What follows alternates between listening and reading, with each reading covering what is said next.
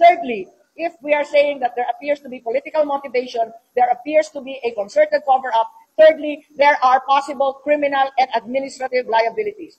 Hence, we are inclined to recommend to the Ombudsman the investigation of the DOJ for the violation of anti-graft and corrupt practices, for sanctioning an invalid administrative arrest against the President in contravention of the Yuan Wenle Supreme Court case in 2023, usurpation of judicial functions, grave misconduct, and conduct prejudicial to the best interest of public service.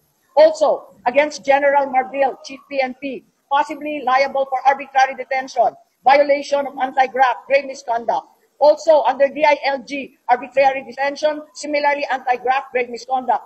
General Nicolas Torre III, arbitrary detention, 2 counts. First, under former President PRRD, the other against former Executive Secretary Medialdea. Secondly, violation of RA 7438 for not allowing VP Sara to enter as counsel and as immediate family, and forcing former President Duterte's lawyers to leave him.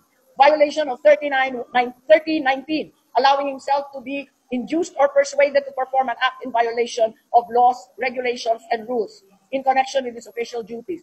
Fourthly, grave misconduct and conduct prejudicial to the best interest of public service.